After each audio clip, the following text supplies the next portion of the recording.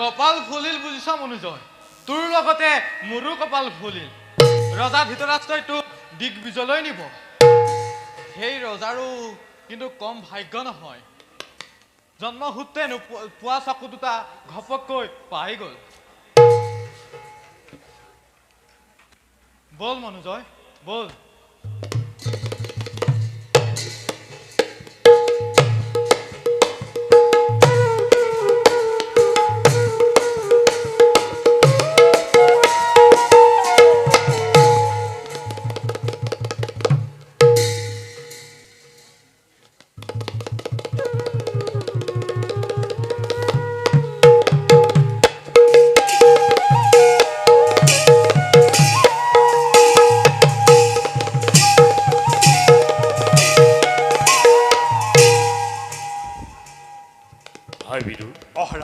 দিগ্বিজয়ৰ সকলো আয়োজন হল নে সম্পূৰ্ণ? আৰু আমাৰ মিত্ৰ ৰজাসকললৈ খবৰ দিয়া হল? হয় মহাৰাজ, দিগ্বিজয়ৰ সকলো আয়োজন হৈছে সম্পূৰ্ণ। মিত্ৰ ৰজাসকল, বিশেষকৈ গান্ধাৰাজক দিগ্বিজয়ৰ বাবে নিমন্ত্ৰণ জনোৱা হৈছে। হয়তো তেওঁ এই মাত্ৰ আহি পাবহি। হৌৱা মহাৰাজ, তেওঁ আহি পালেহি। গান্ধাৰাজক অসন্মানে আগবঢ়াই আনা। মহাৰাজ, আমাৰ সম্ভাষণ কৰক গ্ৰহণ। দিগ্বিজয়ে আপোনাক হাতী অৰ্পণ কৰিলো। ভাই বিদুৰ, মহাৰাজ তুমি হাতীৰ কপালত জয়পত্ৰ অলংকিত কৰা। ভাল মহাৰাজ। পিতৃদেৱ, আমাৰ প্ৰণিপাত কৰক গ্ৰহণ। সকলো কাম হলনে সম্পাদক? পিতা বিদুৰ, পিতা বহাচোন জয়পত্ৰত কি লিখিলা? ভাল পিতা।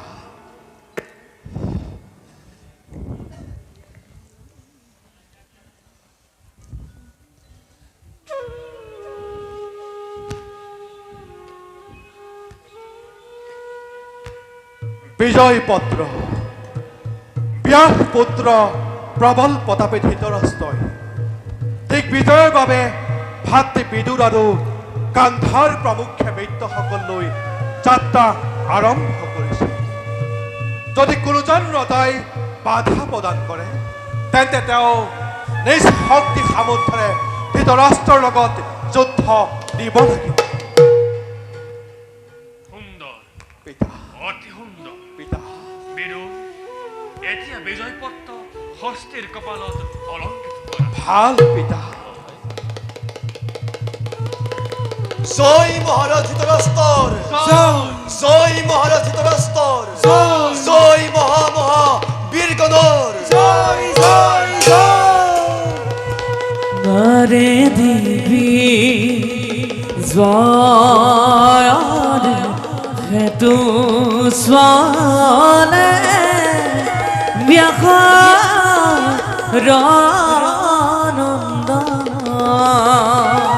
আৰে দিবি জয় হেতু স্বালে ব্যাঘ্ৰানন্দন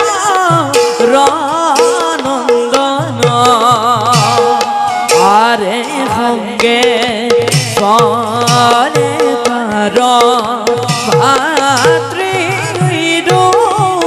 রাহু জন মস্তিয়ার রূপে গইলা গানার জন আরে রাম হরি রাম হরি বুলা হর্ব জন আরে বুলা হর্ব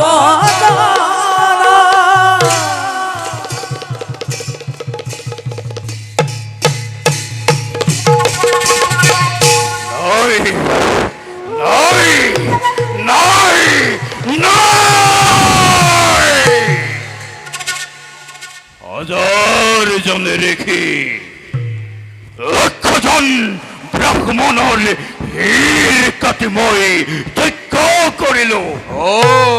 তথাপি নারায়ণে মুখ বৰ দিবলৈ নাহিল সেনাপতি কালজয় আদেশ কৰক দানৱৰাজ।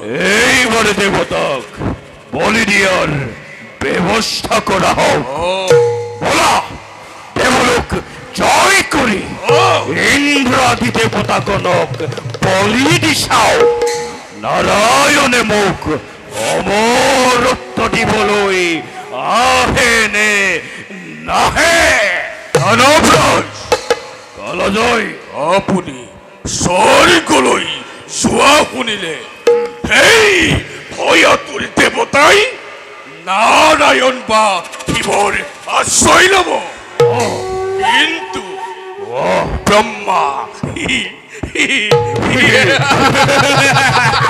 ব্ৰহ্মা ব্ৰহ্মা ওচৰলৈ নাযায় কাৰণ ব্ৰহ্মা যুদ্ধ কৰিবলৈ অস্ত্ৰহীন। তাতকৈ এটা কাম নকৰে কিয় দানৱৰাজ? এই কাম কালজয় আপুনি চলে বলে মহাদেৱক ধৰি আনি আপোনাৰ যজ্ঞত কৰক নিক্ষেপ। নাৰায়ণ নাৰায়ণ নাৰায়ণ সন্তুষ্ট হ'বয়ে দানৱৰাজ। উত্তম পৰামৰ্শ কালজয় দানৱৰাজ মই এতিয়াই শিৱক ধৰি আনি যজ্ঞত আহুতি দিম ভগৱতী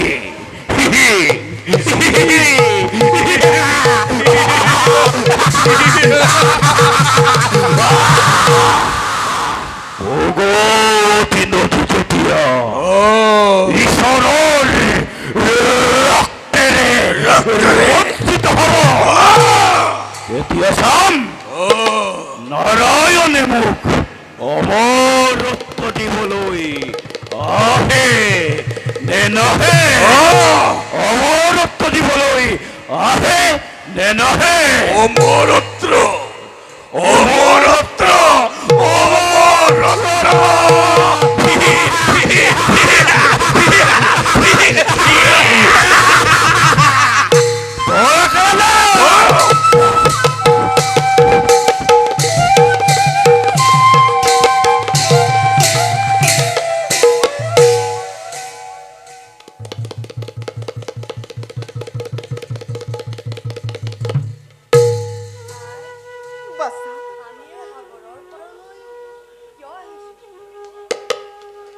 বাছা সেনাপতিয়ে আমাক ইয়ালৈ লৈ আনিছে বাছা।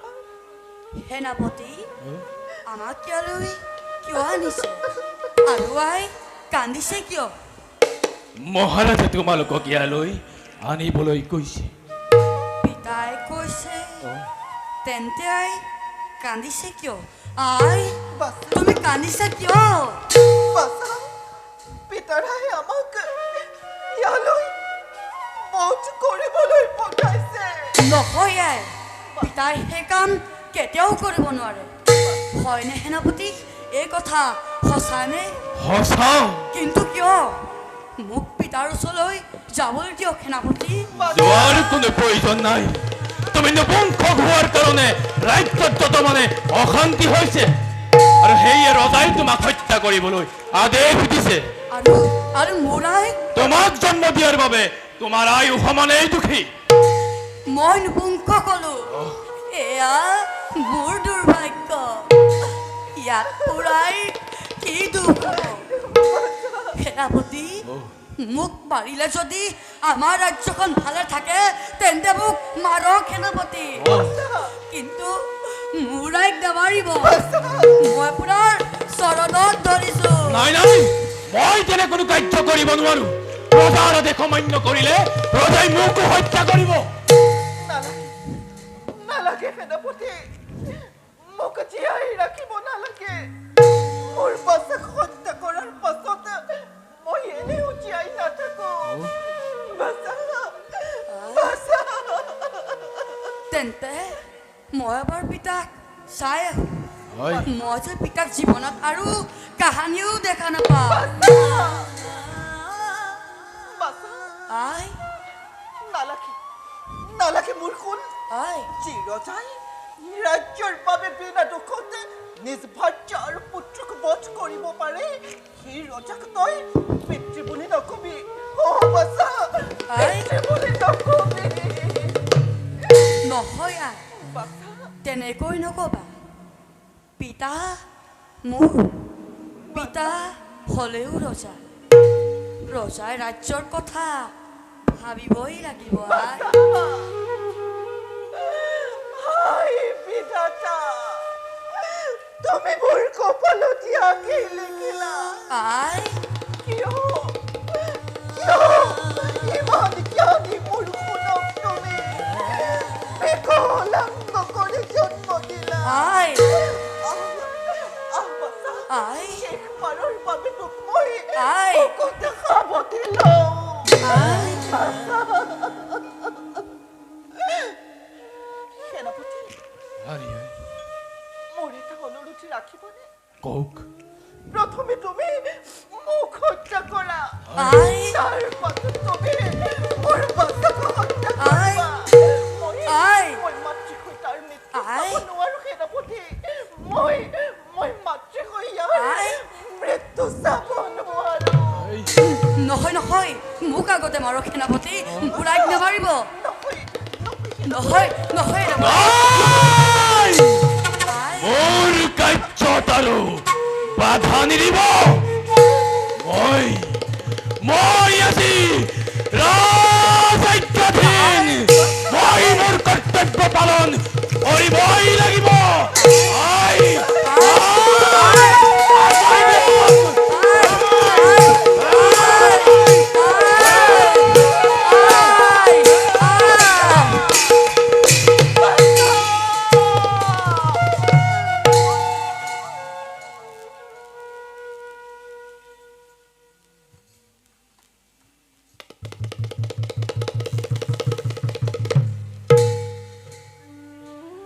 নাৰায়ণে এইবোৰ কি লীলা কৰিব খুজিছে মই একো বুজিব পৰা নাই তীখিৰা দৈত্যই আখৰিক যজ্ঞ পাতি হাজাৰজন ঋষি হাজাৰজন ব্ৰহ্মক্ষীক বলি দিয়াৰ কথা চিন্তা কৰিছে আনকি স্বৰ্গলৈ গৈ দেৱতাসকলক ধৰি আনি বলি দিয়াৰ কথা ভাবিছে নাই এই কাৰ্য কেতিয়াও হ'বলৈ দিব নোৱাৰি নাৰায়ণৰ ওচৰলৈ গৈ তীখিৰাৰ আখৰিক যজ্ঞ বন্ধ কৰাব লাগিব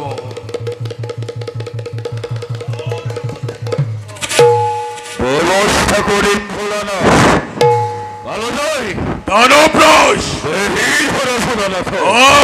এওক বন্দী কৰি নি মোৰ যজ্ঞৰ দ্বিতীয় অংশ মই সম্পূৰ্ণ কৰো দানৱৰাজ তহঁতৰ কি ইমান স্পৰ্ধা এতিয়াও নিবিজলি শিৱৰ শক্তি কি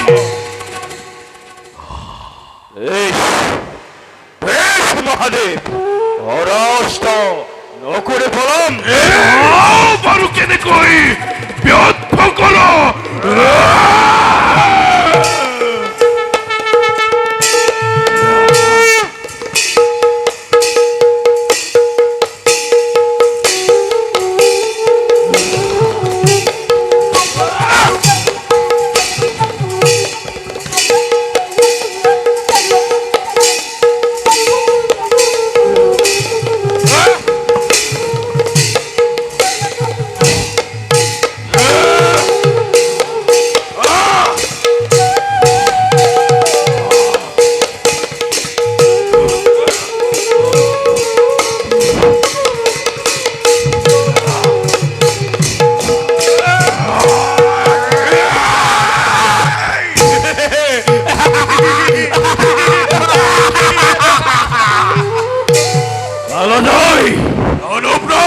দেখিলা নহয় এয়াই শিৱৰ শক্তি শক্তি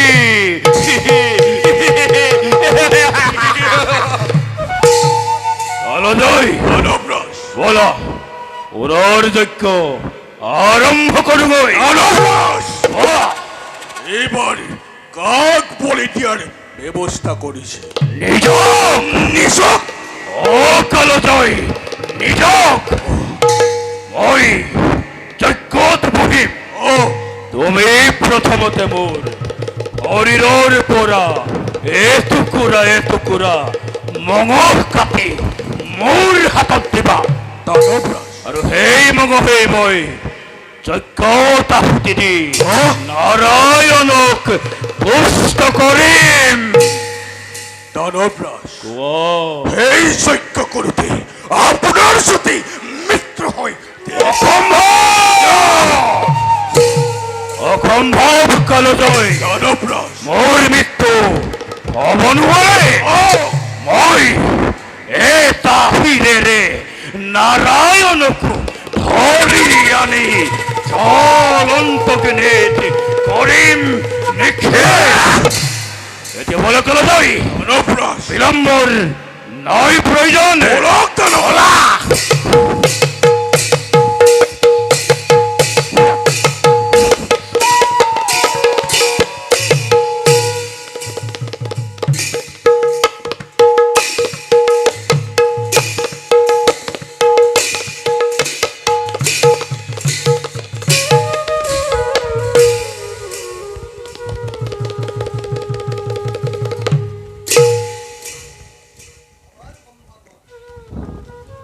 আমাৰ পণিপদ পৰিবগৈ আপোনালোকক লগ পাই পৰম আনন্দিত হলো মিত্ৰগণ এতিয়া আমি সকলো মিলি গজকেতনৰ তেখেতক বধ কৰাৰ ব্যৱস্থা কৰা হওক আপোনালোকৰ দৰে মৃত্যুজন লগ পালে যেতিয়া এই কাম অচিৰে সমাধান হ'ব কিন্তু এই দুই অসুৰক বধ কৰাটো ইমান সহজ নহয় শুনিবলৈ পাইছো দীক্ষিৰা দৈত্যই ভোগৱতী নদীৰ পাৰত অমৰত্ব লাভৰ বাবে নাৰায়ণৰ যজ্ঞ কৰিয়েই আছে আৰু অন্যহাতে শিৱৰ অংশ গজকেতুৱে প্ৰবল প্ৰতাপেৰে যি ৰাজ্য শাসন কৰি আছে সেই ৰাজ্য জয় কৰাটো ইমান সহজ নহয় প্ৰথমতে গজকেতু ৰাজ্য অৱৰোধ কৰা হওক তাৰ পাছত ৰাজ্যৰ আলেখ লেখ চাই মই আপোনালোকক অৱগত কৰিম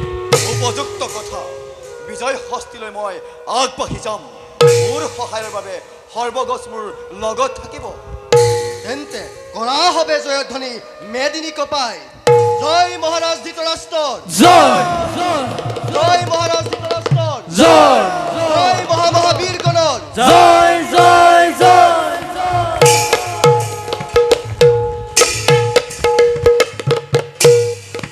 ইন্দ্রনীল রাজে সোনে ইন্দ্রনীল রাজে সোনে ব্যাঘর নন্দন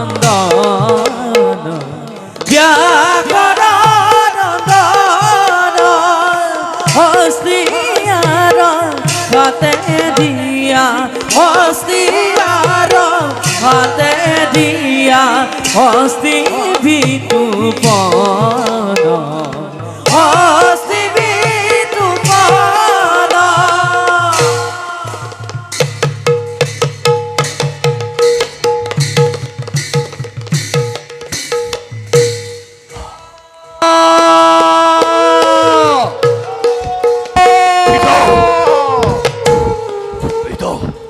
নগৰীয়াৰ মুখে বাৰ্তা পালো কোনোবা হস্তিনাপুৰৰ ৰজাই দিগ্বিজয়ৰ বাবে আমাৰ ৰাজ্যত কৰিছে প্ৰৱেশ হে নহয় পিতা আমি বোলে সিহঁতৰ বৈধতা স্বীকাৰ কৰিব লাগে নহলে যুদ্ধ কৰি আমাৰ শক্তিৰ পৰিচয় দিব লাগে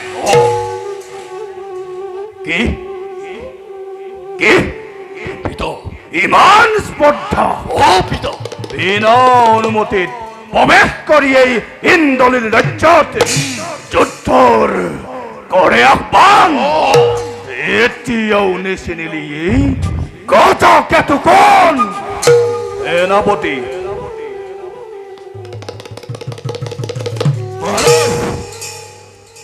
এইবাৰ আকৌ এবাৰ দেখক এই গজকেতুৰ প্ৰতাপ। নাই মহাৰাজ, আপনাৰ প্ৰবল প্ৰতাপী সেনাপতি থাকোতে জীয়াই এই ক্ষুদ্ৰ পানিকেইটাক বধ কৰিবলৈ আপুনি কোৱাৰ কোনো প্ৰয়োজন নাই। অচিৰেই যুদ্ধযাত্ৰাৰ কৰক আৰম্ভ। বৰ্তমান পিতৃদেৱ আপুনি কিম্বা সেনাপতি কোনো যাব নালাগে। এয়া শক্তি পৰীক্ষাৰ মোৰ প্ৰথম সুযোগ, আৰু এই সুযোগ গ্ৰহণ কৰিবলৈ মোক সুবিধা দিয়ক পিতা। ময়ো যাম দাদাৰ লগত। এই হ'ব প্ৰথমতে সিংহকেতুৱে সিহঁতক আমাৰ ৰাজ্যৰ পৰা ওলাই যাবলৈ ক'ব, আৰু যদি নাযায় তেতিয়া ইন্দ্ৰকেতুৱে চিৰদিনৰ বাবে সিহঁতক এই পৃথিৱীৰ পৰা বিদায় দিব। ব'লা এতিয়া যাত্ৰাৰ আমি প্ৰস্তুতি কৰোগৈ।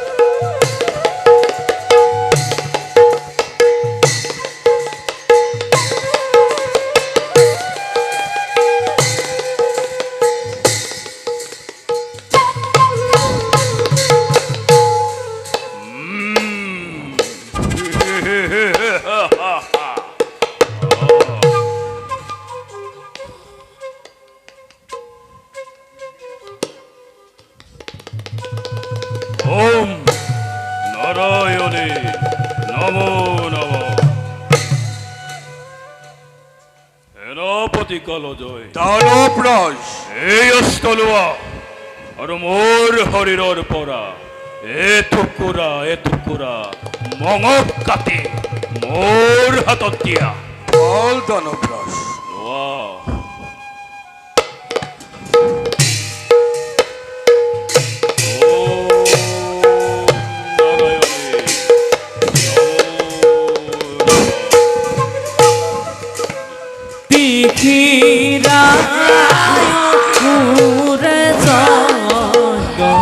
করে আরে হরি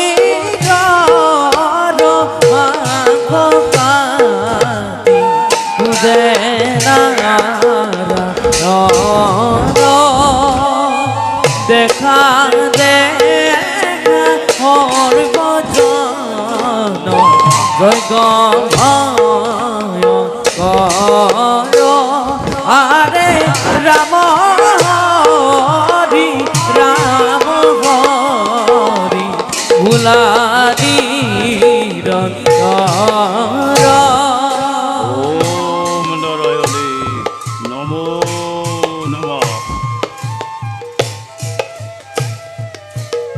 নাই নাই নাই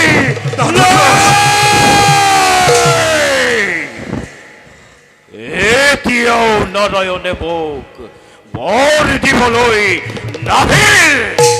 সেনাপতি কালজয় আদেশ কৰক দানৱৰাজ। এইবাৰ মোৰ শিৰ কাটি মোৰ হাতত দিয়া। নাই দানৱৰাজ। নাই দানৱৰাজ। নহ'লে তোমাক মই শিৰচ্ছেদ কৰিম। ভাল দানৱৰাজ।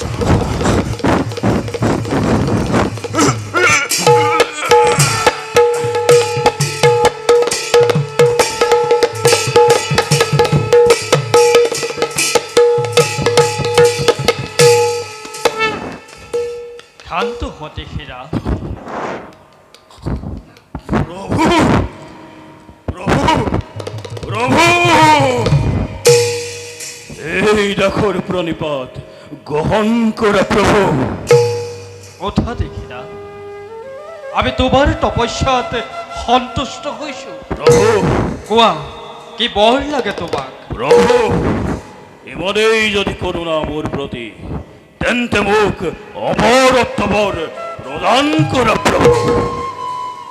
জন্মিলে মৃত্যু নিশ্চিত। নাহি প্ৰভু। সেয়েহে প্ৰভু অমৰত্বৰ কাৰো নহয় প্ৰাপ্য। তথাপি তোমাৰ দুৰ্ঘোৰ তপস্যা দেখি এইবোৰ কৰিলো প্ৰদান। প্ৰভু দেৱতা যক্ষ ৰক্ষ কাৰোৱে হাতত তোমাৰ মৃত্যু নহয়। কিন্তু কিন্তু কি প্ৰভু?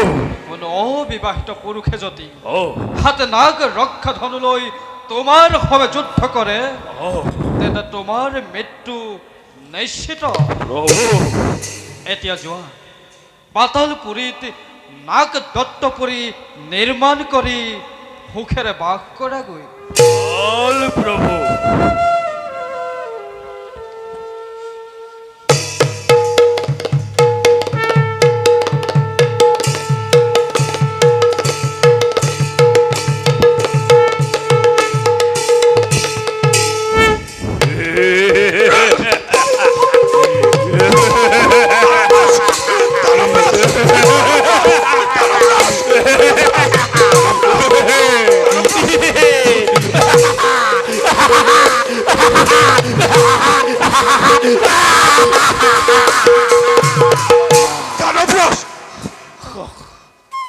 মানৱ মানৱ মোৰ ভক্ষা।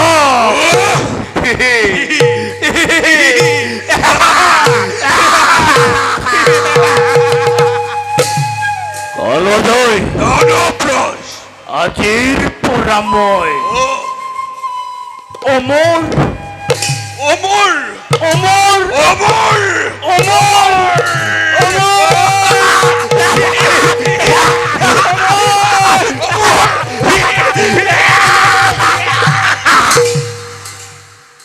ওলকলতৈ পাতালত গৈ নাক দত্তপুৰী গুৰুগৌৰী নিৰ্মাণ নিৰ্মাণ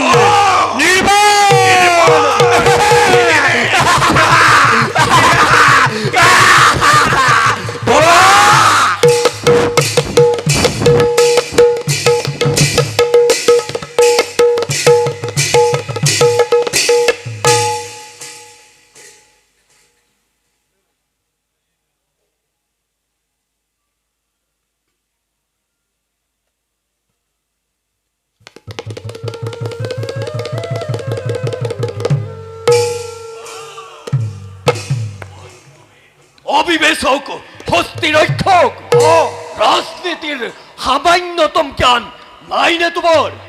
আৰু থকা হলে এনেকে চোৰৰ দৰে পৰৰ ৰাজ্যৰ চাৰিসীমালে সোমাই নাহিলেহেঁতেন।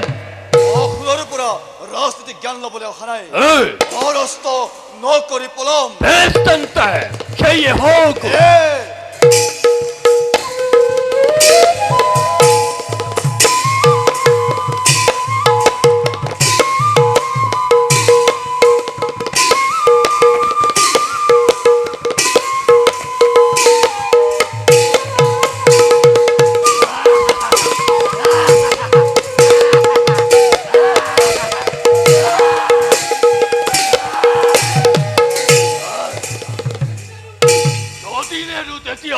নহলে তোৰ মৃত্যু অনিবাৰ্য। বেছ তেন্তে বেশ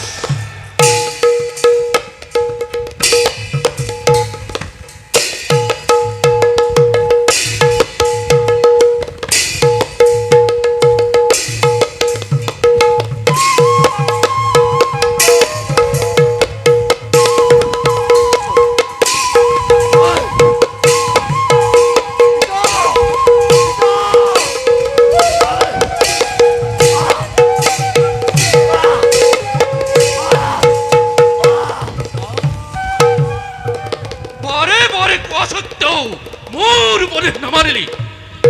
যাও যাও গজকেতু ৰাজ্য কৰুঙ্গই দৰ্শন বলক।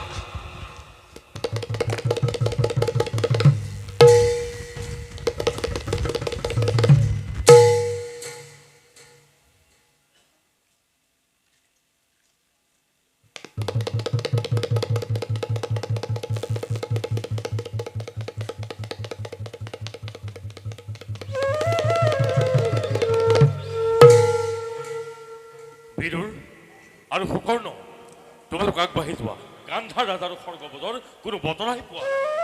সঁচা কথা তেওঁলোক নিশ্চয় কিবা বিপদত পৰিছে এতিয়া সময় নষ্ট কৰি কোনো লাভ নাই আগবাঢ়ি যোৱাহে উচিত ব'লা ব'লা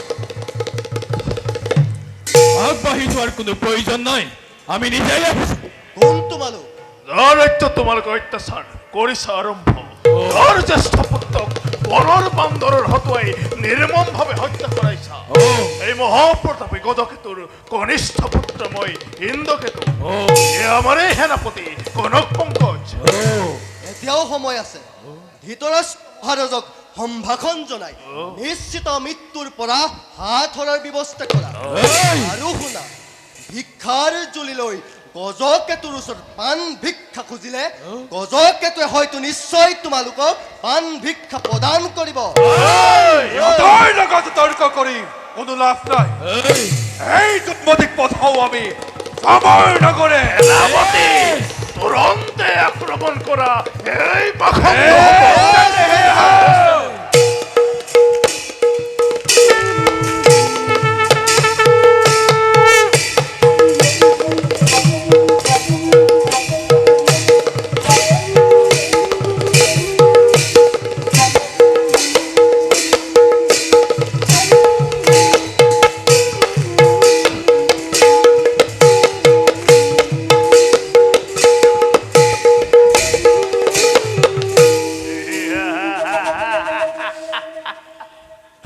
ৰণক্লান্ত হৈছা যদি প্ৰাণ ভিক্ষা খোজা ৰণক্লান্ত নহয় গুৰুপতি ধৃতৰাষ্ট্ৰ মাত্ৰ প্ৰস্তুত হোৱা তুমি যুদ্ধৰ বাবে বেছ তেন্তে দেখা যাওক কাৰ মৃত্যু হয় আজিৰ সমৰত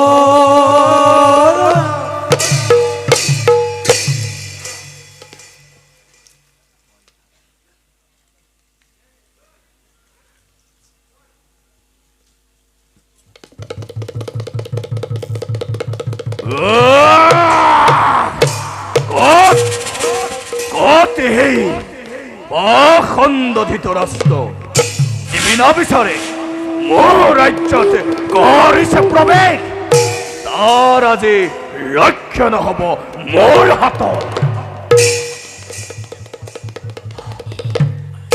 আমি এই সেই ধৃতৰাষ্ট্ৰ বেশ তোৰ মৃত্যু চাপিল ওচৰ তোৰ ৰক্তেৰে মোৰ পুত্ৰক কৰিম তৰ্পণ এই ভয় লৈ যুদ্ধলৈ অহা নাই গুৰুপতি ধৃতৰাষ্ট্ৰ প্ৰস্তুত হোৱা তুমি যুদ্ধৰ বাবে বেশ সেয়ে হ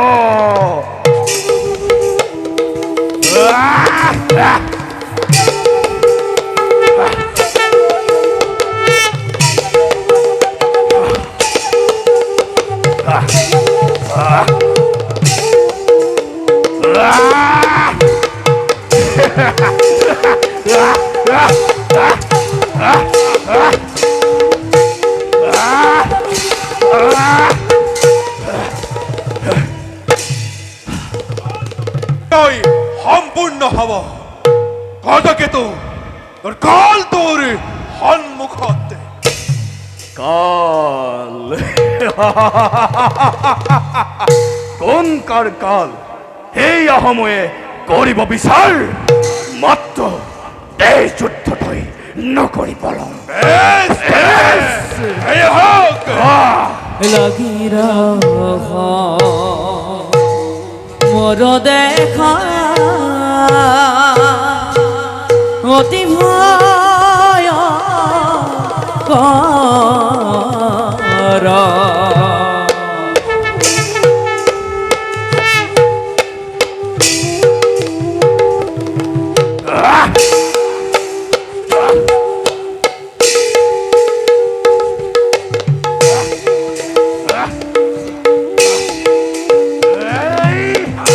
লাগি ৰহ মৰ দেখা অতি ভয়ংকৰ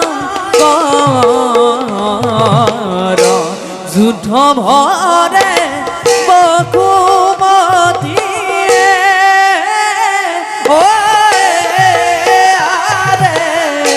কম্পে ধৰা যুদ্ধ ভৰে বসুমতী কম্পে ধৰা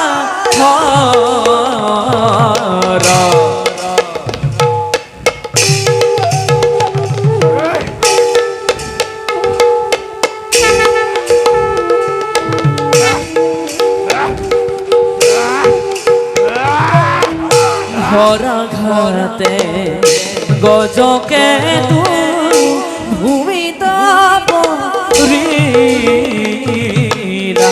নিৰন্তৰে নৰে লাগিয়ে হৰি হৰি বোলা নিৰন্তৰে নৰে ৰাখি হৰি হৰি বোলা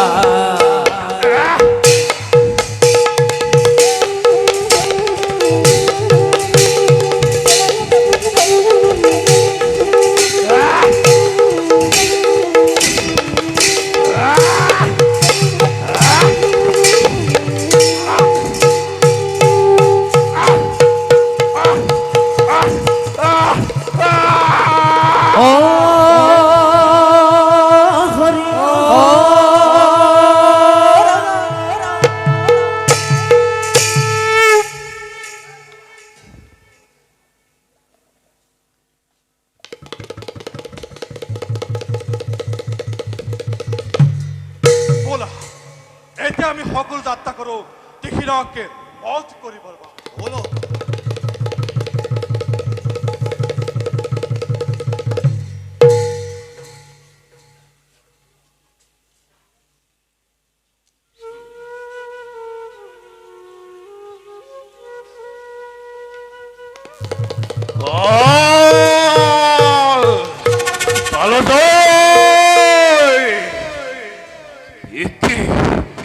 এতিয়াও কালজয় নাহিল কিয়? কাল আৰু কেতিয়াও নাহে উভতি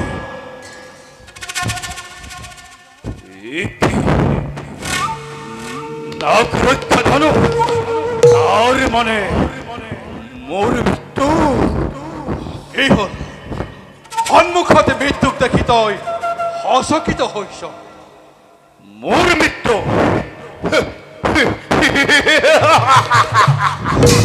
এই মূৰ্খ কোনোবা যদি অবিবাহিতজনৰ হাতত নাগ ৰক্ষা ধনু থাকে এতিয়াহে মোৰ মৃত্যু হ'ব আৰু মই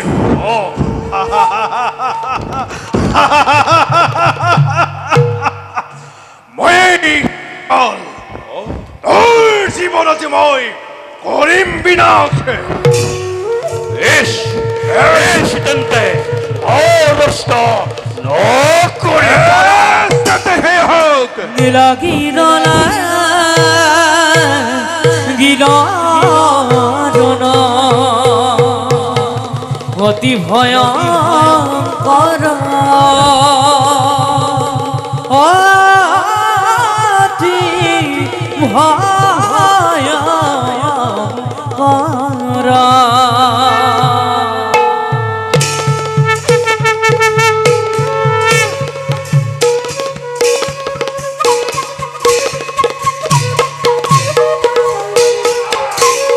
লাগিল লাগিল ৰণ লাগিল লাগিল ৰহে লাগিল লাগিল ৰণ লাগিল লাগিল ৰণ অতি ভয়ংকৰ অতি ভয়ংকৰ মহাকুৰ মহাকুৰ মহাকুৰ মহাকুৰ করে ঘুরনা করে ঘুরনা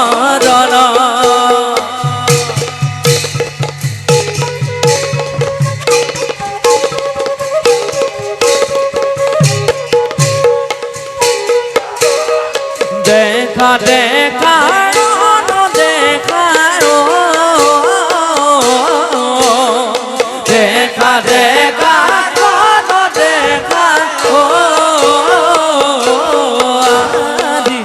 দেখা দেখা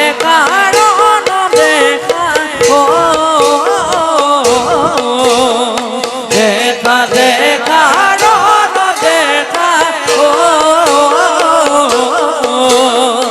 অতি ভয়ঙ্কর অতি ভয়ঙ্কর খানা খাতে ঠিকই রাখুর খানা খাতে ঠিকই রাখুর খানা খাতে ঠিকই রাখুর খানা খাতে ঠিকই রাখুর ভূমিত ভূমিত পদিলায় ভূমিত পদিলায় ভূমিত পদিলায় রাম হরি রাম হরি রাম হরি রাম হরি সর্বজনে বুলা সর্বজনে বুলা সর্বজনে বুলা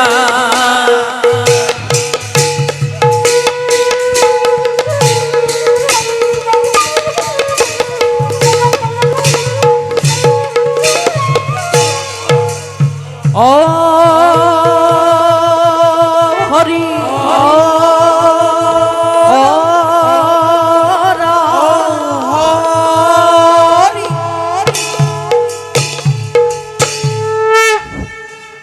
যাও এই বিজয়ের বার্তাময় পিতৃদেবক তুমি